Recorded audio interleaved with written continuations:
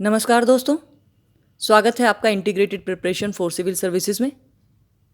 तो अगर आप भी बिगिनर्स हैं सिविल सर्विसेज की प्रिपरेशंस में, या फिर आप सोच रहे हैं शुरुआत करने की, तो आप बिल्कुल राइट प्लेटफॉर्म पर पहुंचे हैं, क्योंकि यहाँ आपको इंटीग्रेटेड तरीके से सिविल सर्विसेज की तैयारी कराई जाएगी। फ्रेंड्स, हमको बहुत ज़रूरी होता है जितने भी हम सब्जेक्ट्स पढ़ेंगे जनरल स्टडीज़ के, इन सब में कनेक्शन ढूंढ पाना। एक इंटीग्रेटेड रूप से हमको पढ़ाई करना बहुत ज़रूरी होता है सिविल सर्विसेज के लिए। तो ये प्लेटफॉर्म आपकी पूरी हेल्प करेगा चीज़ों को इंटीग्रेट करने की, ताकि आप एक कनेक्शन ढूंढ पाएँ जो ज़रूरी है एक सिविल सर्वेंट होने के लिए। ठीक है, तो सबसे पहले शुरुआत हम करते हैं एंशिएंट हिस्ट्री से।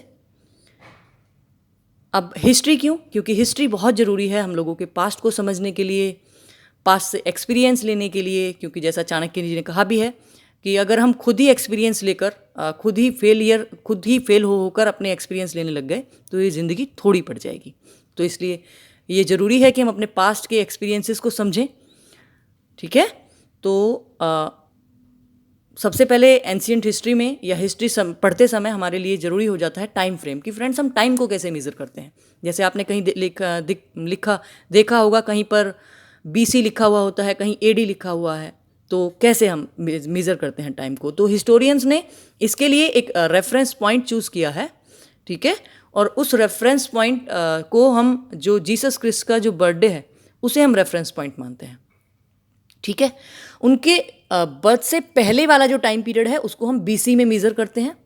BC मतलब बिफोर क्रिस्ट। ठीक है, और उनके बर्थडे के बाद वाला जो टाइम पीरियड है उसको हम AD में मेज़र करते हैं। AD मतलब anno domini, it means in the year of the Lord.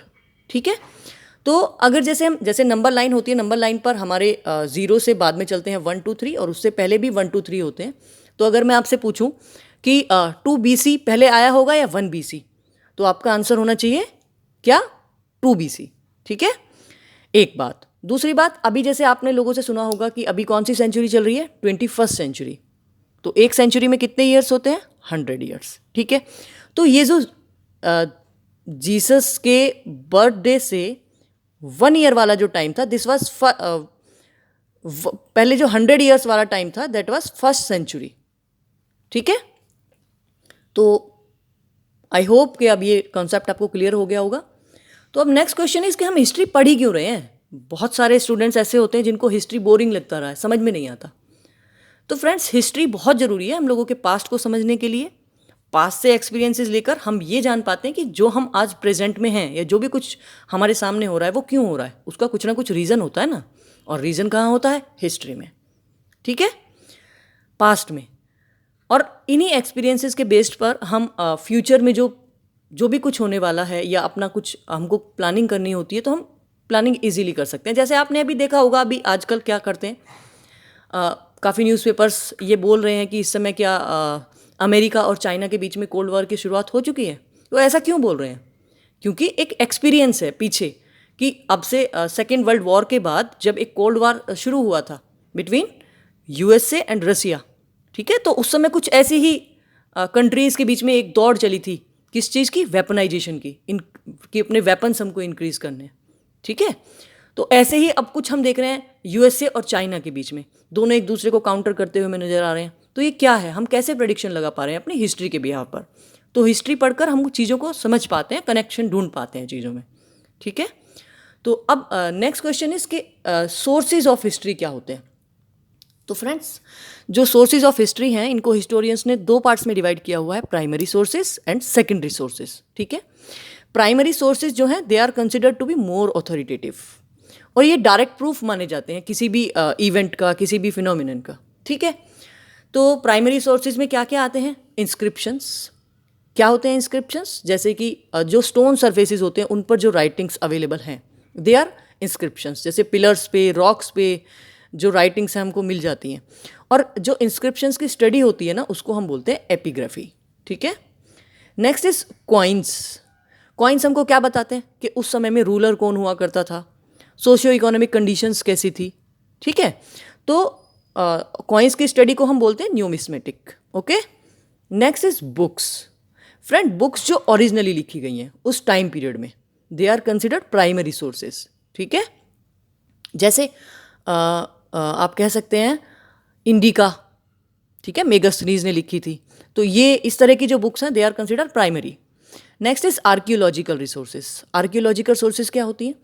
जैसे कोई भी रिमेन्स बचे ना, जो बिल्डिंग्स टूट कर गिर गई, या लोग जो भी कुछ ऑब्जेक्ट्स यूज़ किया करते थे उनके कुछ जो रिमेन्स बचे हैं और अब मिलते हैं खुदाई के दौरान, तो उनको हम बोलते हैं आर्कियोलॉजिकल सोर्सेज। जैसे कि पॉटरी हो गई, टूल्स हो गए।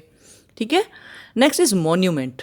मॉन्यूमेंट क्या होते हैं? जैसे टॉम्ब्स, स्तूपास, टेम्पल्स या ऐसी बिल्डिंग्स जिनका यूज़ किया जाता था रिलीजियस पर्पसेस के लिए। Okay, next is secondary sources. Secondary sources में क्या होती हैं? ऐसी बुक्स या ऐसा लिटरेचर जो लिखा गया है किसी के द्वारा who was a witness in the event. ठीक है, या फिर एनालिसिस हो रही हो, जो बुक्स आपने, जिन बुक्स को आप ओरिजिनल कंसिडर करते हो उनकी आपने एनालिसिस करते हुए कोई बुक लिखी, तो that is considered secondary and they are considered less authoritative, less reliable than primary sources of history. Okay, तो हमारी जो हिस्ट्री है उसको हमने कुछ एजेस में, कुछ पीरियड्स में डिवाइड किया है। तो उनमें सबसे पहला जो पीरियड है उसको हम पेलियोलिथिक एज बोलते हैं। दरअसल ये पेलियोलिथिक एज भी एक पार्ट है स्टोन एज का। दरअसल स्टोन एज में क्या होता था? इंसान स्टोन्स के टूल्स को यूज़ करता था। तो इस स्टोन एज को हमने 3 पार्ट्स में डिवाइड किया: palaeolithic age, mesolithic age and neolithic age. ठीक है, तो पेलियोलिथिक जो एज है उसको भी हम फर्दर 3 पार्ट्स में डिवाइड करते हैं: lower palaeolithic, middle palaeolithic and upper palaeolithic. Lower palaeolithic अब से फ्रेंड्स 2.5 लाख BC का जो टाइम था उससे, और 1 लाख BC का जो टाइम पीरियड है that is considered palaeolithic age. ठीक है, ये कहाँ आएगा? कहीं आगे चल के इधर से इधर की तरफ, 2.5 lakh to 1 lakh BC। Okay, तो this is the time of palaeolithic period. Palaeolithic में भी लोअर पेलियोलिथिक पीरियड का। ठीक है, और ये अर्ली स्टोन एज हुआ करती थी। इस समय जो ह्यूमन बींग था वो नोमैड हुआ करता था, घुमंतू था वो। ठीक है, टूल्स कैसे यूज़ करता था? स्टोन एक्सिस, क्लीवर्स और चोपर्स, इस तरह के। क्लीवर्स क्या होते हैं? जैसे वो होता है ना दाव, जिसको बोलते हैं, जो गांव के बच्चे तो जानते होंगे, जो बढ़ई के पास मिल जाता है, कारपेंटर के पास। ठीक है, use to cut the wood. And choppers जैसे गंडसा टाइप, इस तरह के टूल्स हुआ करते थे। और हिस्टोरिकल साइट्स कहाँ हैं लोअर पेलियोलिथिक पीरियड की? बेलन वैली है, ये मिर्जापुर डिस्ट्रिक्ट यूपी में। Okay, next is middle palaeolithic. इसका time period is 1 lakh BC to 40,000 BC। ठीक है, तो लोअर पेलियोलिथिक जो पीरियड था, मिडिल पेलियोलिथिक जो पीरियड था, उसमें जो टूल्स हुआ करते थे थोड़े से इंप्रूव हो गए एंड देवर लाइक फ्लेक्स। ठीक है, इनको हम बोलते थे पॉइंट्स या फिर बोरर्स। तो हिस्टोरिकल जो साइट्स हैं दे आर नर्मदा और तुंगभद्रा वैली। ठीक है friends, next is upper palaeolithic period. इसका time period from 40,000 BC to 10,000 BC। ठीक है, देखिए अब इधर इधर आते जा रहे हैं हम नंबर लाइन पर। तो इसमें जो टूल्स थे वो और इम्प्रूव हुए and they were sharpened like blades. तो मॉडर्न मैन होमोसेपियंस था जो जिसको हम बोलते हैं, वो इस एज में अपीयर हुआ था। और ह्यूमन बींग रहा करते थे उस समय गुफाओं में या फिर रॉक शेल्टर्स में, जिसका एग्जाम्पल है भीमबेटका, ये मध्य प्रदेश में है। यहाँ पर पेंटिंग्स मिलती हैं। हिस्टोरिकल साइट्स आंध्र प्रदेश, महाराष्ट्र और कर्नाटका में। ठीक है, अच्छा, 2 चीज़ें जो पेलियोलिथिक मैन ने अचीव कर ली थी वो क्या थी? एक तो डिस्कवरी ऑफ फायर और एक स्टोन्स के टूल। ठीक है, next is mesolithic age. Mesolithic age, ठीक है, ये मिडिल पीरियड था और time period is from 10,000 to 8,000 BC। ठीक है, इस दौरान ह्यूमन क्या करता था? हंटिंग, फिशिंग और फूड गैदरिंग, खाना इकट्ठा करता था अभी वो। ठीक है, छोटे छोटे टूल्स यूज़ करता था जिनको माइक्रोलिथिक टूल्स बोलते थे। अच्छा, एक खास चीज़ जो ह्यूमन बींग ने मेसोलिथिक पीरियड में शुरू की that was domestication of animals. ठीक है, और डॉग जो था that was first animal which was domesticated. ठीक है, हिस्टोरिकल साइट्स कहाँ मिलती हैं हमको? आदमगढ़ है मध्य प्रदेश में और बागोड़ है राजस्थान में। ठीक है, और भीमबेटका मध्य प्रदेश में। Next is neolithic age. Neolithic age, जिसको हिंदी में आप नवपाषाण काल भी बोलते हो, ये 8,000 से 4,000 BC का पीरियड है। अब ऑब्वियसली बात है, जैसे जैसे इंप्रूवमेंट होता जा रहा है तो बेटर और पॉलिश टूल इंसान ने शुरू कर दिए थे, पॉटरी शुरू कर दी थी। अच्छा, एक चीज़ और, फार्मिंग शुरू हो गई थी। ठीक है, फार्मिंग का शुरुआत ही, इट मीन्स कि अब ह्यूमन बींग को एक जगह रहना पड़ेगा क्योंकि अपने खेतों को छोड़कर तो जा नहीं सकता वो। ठीक है। तो जब फार्मिंग शुरू हो गई तो फार्मिंग की वजह से क्या हुआ, ह्यूमन बीइंग ने सेटल्ड लाइफ जीनी शुरू कर दी। ओके। और एक चीज़ और जो न्यूलिथिक मैन ने डिस्कवर कर ली थी, that was wheel, invention of wheel. ठीक है। अब तो क्या था, अब तो उसकी लाइफ में बहुत तेज़ी से प्रोग्रेस होनी थी क्योंकि व्हील डेवलप हो गया ना। तो हिस्टोरिकल साइट्स कौन सी है न्यूलिथिक एज की? एक है मेहरगढ़, बलूचिस्तान प्रोविंस, ये पाकिस्तान में है अभी। बुरजाहम और गुफकराल, ये जम्मू एंड कश्मीर में है। और चिरांट, ये बिहार में है। ठीक है। तो नेक्स्ट जो हिस्टोरिकल एज है that is chalcolithic age. Chalcolithic period is considered from 4000 to 2000 BC। इसमें क्या हुआ था, इसमें इंसान ने स्टोन्स के साथ साथ कॉपर के भी टूल्स बनाने शुरू कर दिए थे। ठीक है। और ये जो चालकोलिथिक जो पीपल हुआ करते थे, देवर मेनली रूरल कम्युनिटी। पॉटरी को जो इन्होंने पेंट करना शुरू कर दिया था। ठीक है। और बाजरा और दूसरी तरह की ग्रेन्स उन्होंने प्रोड्यूस की। राइट।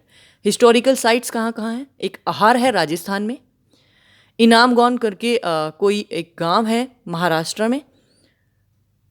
नेक्स्ट इज नवादा टोली, ये MP में है।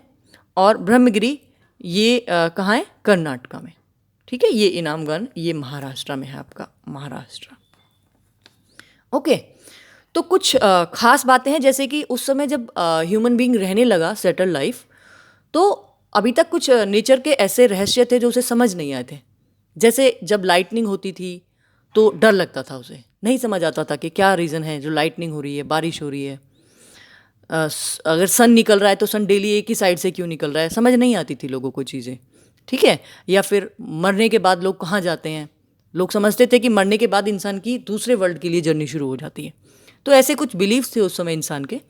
इसलिए उसने क्या करा, वो मदर अर्थ और स्काई गॉड, अर्थ को अच्छा मदर क्यों बोला, क्योंकि अर्थ उस समय सबके खाने के लिए, ये माना जाता था कि सबको खाने के लिए प्रोडक्शन कहाँ से आता है, मदर अर्थ से। ठीक है। तो ये माना जाने लगा कि मदर अर्थ और स्काई गॉड को तो खुश रखना होगा। ठीक है। ऐसे ही जो डेड बॉडीज होती थी ना, उनको दबाया जाता था उन चीज़ों के साथ में जो उनके डेली यूज़ की होती थी। मैंने बताया ना आपको, उस समय लोग ये मानते थे कि इंसान की जर्नी शुरू हो गई है दूसरे वर्ल्ड के लिए, तो उसको रास्ते में ज़रूरत पड़ेगी आर्टिकल्स की, तो उसके साथ में लोग उसके जो दैनिक यूज़ की जो चीज़ें होती थी उन्हें भी दबा दिया करते थे। ठीक है। ऐसे साउथ में उस समय एक कल्चर हुआ करती थी मेगालिथिक कल्चर बोलते थे इसको। इसमें क्या करते थे ये लोग, जहाँ पर जो बुरियल साइट्स होती थी ना, उनको मार्क करने के लिए बड़े बड़े स्टोन्स का यूज़ किया करते थे, जिनको हम मेगालिथ बोलते थे। ऐसे ही बुरजाहम एक जगह है जम्मू कश्मीर में, मैंने बताया था आपको। बुरजाहम में ह्यूमन और डॉग, इन दोनों की डेड बॉडीज़ को इकट्ठे दबाया जाता था एक साथ। ठीक है। तो आज के लिए बस इतना ही।